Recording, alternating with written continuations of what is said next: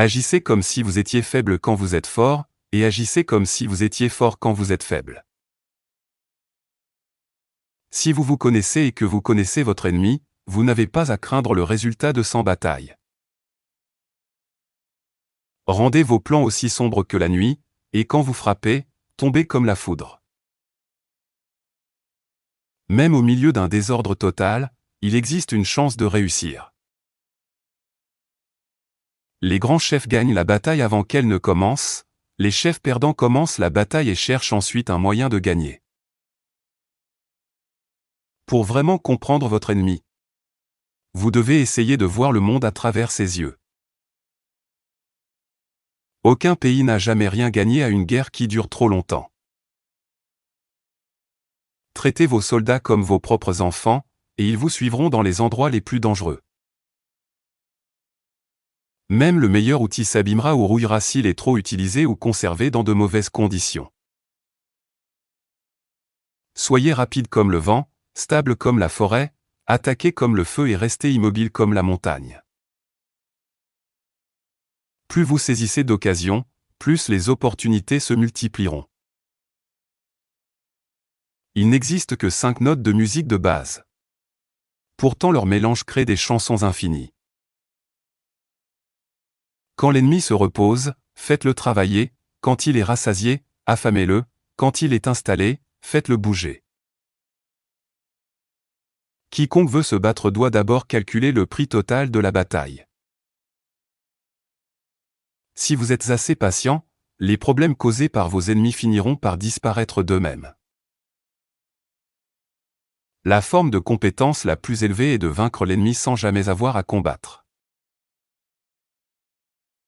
Donnez à votre ennemi un moyen clair de battre en retraite pour qu'il ne se batte pas par désespoir.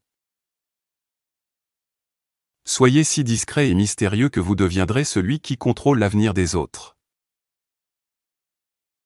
Le secret pour gagner est de perdre l'ennemi pour qu'il ne puisse jamais deviner ce que vous prévoyez vraiment de faire.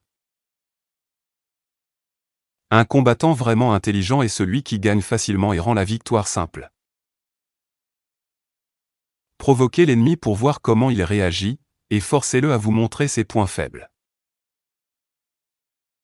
Si votre esprit est fort, votre corps peut continuer même quand vous n'avez plus rien. Un chef expert fait bouger l'ennemi et ne se laisse pas manipuler par lui. Attaquer est votre façon de rester en sécurité, défendre est votre façon de préparer une future attaque. On peut obtenir d'immenses résultats même avec une toute petite équipe. Réfléchissez et planifiez soigneusement avant de faire le moindre mouvement. Si vous ignorez à la fois qui vous êtes et qui est votre ennemi, vous aurez de gros ennuis. Ne bougez que si vous voyez un gain clair, et ne combattez que si la situation est urgente. Si l'équipe de l'ennemi est unie, trouvez un moyen de les diviser. On ne peut pas faire confiance à quelqu'un qui a l'impression de n'avoir plus rien à perdre. Gérez les problèmes difficiles tant qu'ils sont encore faciles, et faites de grandes choses tant qu'elles sont encore petites. Si un chef essaie de tout protéger à la fois, il sera faible partout. Allez là où votre ennemi ne vous attend pas. Tout comme l'eau change de forme selon le sol, la guerre change selon la situation. Ne faites jamais confiance à un ami qui reste silencieux sur vos défauts, car il ne se soucie pas vraiment de votre progression. Planifier sans agir est le chemin le plus lent vers la victoire, agir sans plan n'est que du bruit avant la défaite. Vous n'avez pas besoin de détruire le corps de l'ennemi, vous avez seulement besoin de détruire sa volonté de continuer à se battre. Un chef dirige en montrant l'exemple, pas en utilisant la force brute. Cachez si bien vos plans que même les meilleurs espions ne pourront pas les comprendre.